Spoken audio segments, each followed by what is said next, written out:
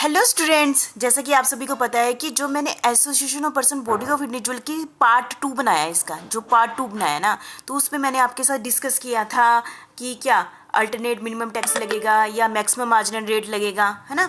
या फिर एक कंपनी है तो कुछ कुछ पोर्शन पर हाईएस्ट रेट लगेगा और कुछ पोर्शन पर मैक्सिमम मार्जिनल रेट लगेगा। ठीक है, वो क्या था, वो सेकंड पार्ट था, उसमें मैंने डिस्कस किया था कि ये एसोसिएशन कितना टैक्स लगाएगी, क्या रेट लगाएगी।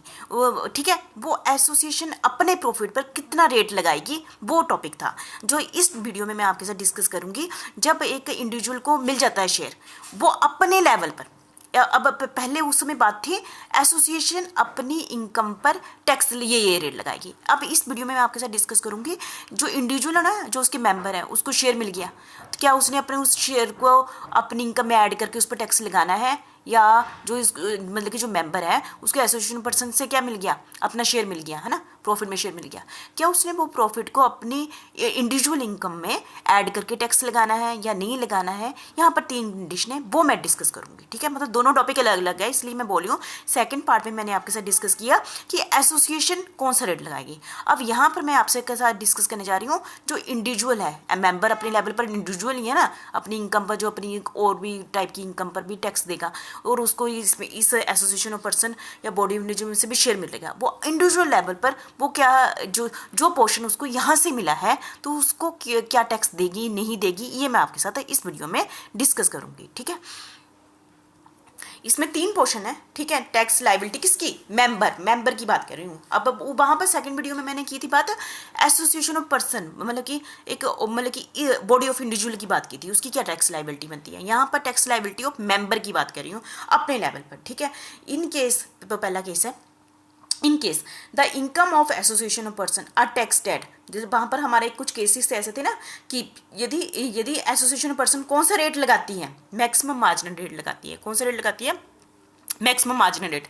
आपको पता है मैक्सिमम मार्जिनल रेट हमारे सेकंड केस में लगा था और थर्ड केस में लगा था। ठीक है, मैक्सिमम मार्जिनल रेट लगाती है यदि यदि एसोसिएशन, जो एसोसिएशन है वो कौन सा रेट पर टैक्स दे रही है, एसोसिएशन अपने लेवल पर मैक्सिमम मार्जिनल रेट दे रही है। मतलब दोनों का लिंक है, मतलब सेकंड जो हमारी वीडियो थी उसमें यदि जो एसोसिएशन है वो कौन से रेट से टैक्स दे रही है, मैक्सिमम मार्जिनल रेट से दे रही है, तब इंडिविजुअल क्या करेगा, देन द मेंबर, जो क्योंकि एसोसिएशन ने प्रॉफिट पर कि मैक्सिमम मार्जिनल रेट पर के अकॉर्डिंग क्या दे दिया है, टैक्स दे दिया है, तब वो जो इंडिविजुअल को उसको शेयर मिल गया क्योंकि टैक्स काट लिया उसने, उसको टैक्स दे दिया।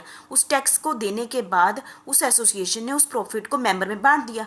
अब मेंबर जब को ये प्रॉफिट मिल जाएगा तो वो टैक्स नहीं देंगे क्योंकि पहले ही टैक्स दे चुकी है ना, पहले ही टैक्स दे दिया ना मैक्सिमम मार्जिनल रेट के हिसाब से।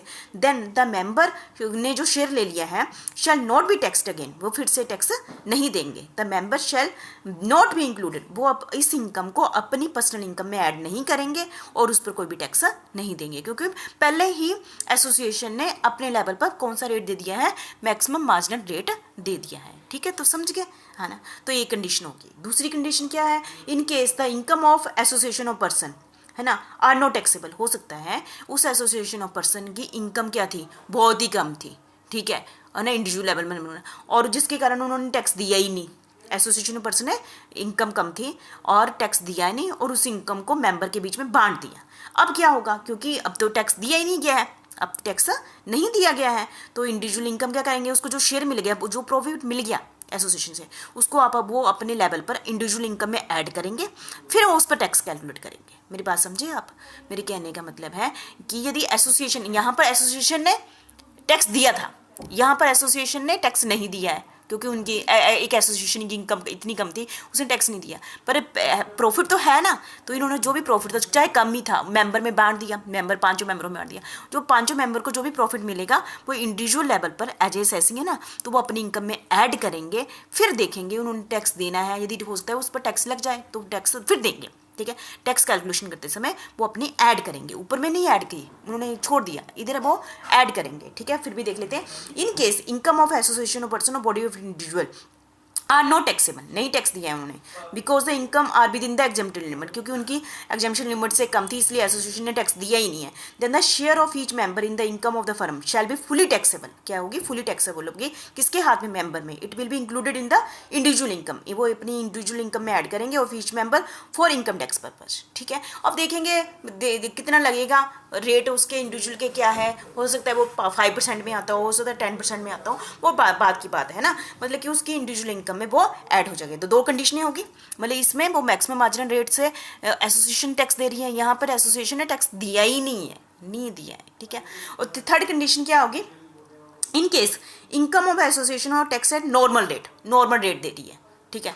तो इस केस में क्या करें, मतलब कि पहली कंडीशन क्या थी, मैक्सिमम मार्जिनल, ज़्यादा दे दिया, इसमें नॉर्मल रेट दे दिया। तो इस केस में क्या करेंगे, मैं आपको ऐसे बता दूं कि नॉर्मल रेट यदि एसोसिएशन ने नॉर्मल रेट से दिया है तो ठीक है, नॉर्मल रेट से टैक्स दे दिया, तो वो उसने अपने मेंबर के बीच में प्रॉफिट बांट दिया। तो इस केस में ये कहते हैं कि जो प्रॉफिट मिला है मेंबर को, वो अपनी इनकम में पहले ऐड करेंगे, टैक्स कैलकुलेट करेंगे, जैसे अपनी पर्सनल इनकम में जो भी उसकी पर्सनल इनकम होगी प्लस जो ये प्रॉफिट उसको एसोसिएशन में मिले, इसको ऐड करके टैक्स कैलकुलेट करेंगे कि टैक्स कर लेंगे। और जो प्रोपोर्शनल टैक्स इन्होंने दिया है एसोसिएशन ने नॉर्मल रेट से, उसकी रिवेट ले लेंगे अंडर सेक्शन 86 के। तो समझ गए होंगे आप, मतलब कि यदि कम, नॉर्मल रेट का मतलब है कम टैक्स दिया है यदि एसोसिएशन ने, है ना, मतलब कम दिया, तो क्या करेंगे, जो भी प्रॉफिट उसको यहाँ से मिला है ना, वो अपनी पर्सनल इनकम में ऐड करके उसका नॉर्मल रेट से टैक्स कैलकुलेट कर लेंगे, ठीक है। उसके बाद कहेंगे हमने तो पहले भी थोड़ा सा टैक्स दिए ही ना नॉर्मल रेट, उसकी रिवेट मांग लेंगे, ठीक है। तो ये तीसरी कंडीशन थी। फिर पढ़ लेते हैं, in case the income of association person are taxable at normal rate, then the share of each member from income of association member shall be included into the individual income of member for income tax purpose, but the member shall be entitled to rebate under section 86 in respect of share of income from association person of और body of individual, ठीक है। तो मैंने आपके साथ 3 case किए हैं। पहला केस था कि एसोसिएशन ने मैक्सिमम मार्जिन रेट के हिसाब से टैक्स दिया, ठीक है। तो जो भी शेयर मिलेगा इंडिविजुअल को, वो उस पर उसको ऐड ही नहीं करेगा। दूसरी कंडीशन थी एसोसिएशन पर्सन ने टैक्स दिया ही नहीं है, जो भी शेयर मिलेगा वो अपनी इनकम में ऐड करके उस पर टैक्स देंगे, वो उस पर डिपेंड करता है कि उसकी कितना रेट बनता है या नहीं भी बनता है। तीसरी कंडीशन क्या है, यदि पहले में मैक्सिमम दिया था, दूसरे में दिया ही नहीं, तीसरे में क्या है, नॉर्मल दिया, बीच वाला रास्ता है ना। यदि नॉर्मल दिया है तो जो भी प्रॉफिट उनको मिला है ना, वो अपनी प्रॉफिट में ऐड करेंगे, उसके अकॉर्डिंग टैक्स कैलकुलेट करेंगे, जो एसोसिएशन ने दिया है टैक्स उसकी बाद में रिवेट ले लेंगे, ठीक है। तीनों ही कंडीशनें होगी, ठीक है। इसको आपने अच्छे ढंग से कर लिया। इसी के साथ मैं कंप्लीट करती हूँ एसोसिएशन ऑफ पर्सन और बॉडी ऑफ इंडिविजुअल में टैक्स लायबिलिटी कैसे बनती है। तो यदि आप ये वीडियो सुन लेंगे, मुझे लगता है आपको अच्छे ढंग से समझ आ जाएगा। यदि पिछली वीडियो पढ़ी सुनी होगी इंडिविजुअल की, फर्म की, है ना, तो एक टाइप से आपकी रिविजन में काफ़ी चीज़ों की होगी, ठीक है। Thank you very much.